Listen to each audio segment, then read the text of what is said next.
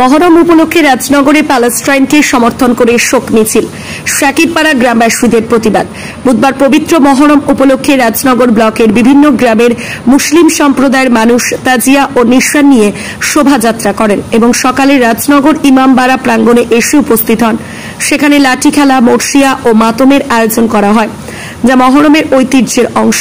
তবে এবারের মহরমে রাজনগরের ইমামবাড়া প্রাঙ্গণে দেখা যায় এক অন্যরকম চিত্র। শাকিরপাড়া গ্রামের গ্রামবাসীরা ইসরায়েলের বিরুদ্ধে ক্ষোভ প্রকাশ করে এবং প্যালেস্টাইনকে সমর্থন জানিয়ে শোক মিছিল করেন।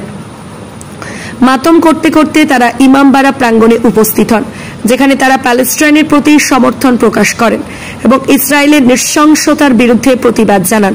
গ্রামবাসীদের একজন বলেন, ফিলিস্তিনিদের ইসরায়েল নির্মমভাবে হত্যা করেছে।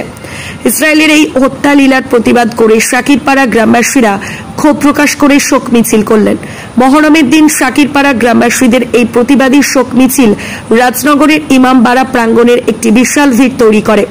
তাজিয়া ও নিশান নিয়ে করা শোভাযাত্রায় পাশাপাশি লাঠিখেলা, মর্সিয়া ও মাতমের মাধ্যমে তারা তাদের শোক প্রকাশ করেন।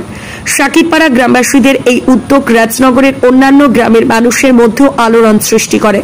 এই শোক মিছিল তাদের ঐক্যবদ্ধ করে এবং প্যালেস্টাইনের প্রতি সমর্থন জানাতে একত্রিত করে। ইসরায়েলের বিরুদ্ধে তাদের এই প্রতিবাদী অবস্থান মহরমের শোককে নতুন মাত্রা দেয়। রাজনগরের ইমামবাড়া প্রাঙ্গণে শাকিরপাড়া গ্রামবাসীদের এই প্রতিবাদী শোক মিছিলের মাধ্যমে মহরমের দিনটি একটি বিশেষ স্মরণীয় হয়ে থাকে, যেখানে শোক ও প্রতিবাদ একসাথে মিশে যায় এবং প্যালেস্টাইনের প্রতি তাদের অটুট সমর্থন প্রদর্শিত হয়। খান আরশাদের রিপোর্ট, জনকণ্ঠ টিভি নিউজ।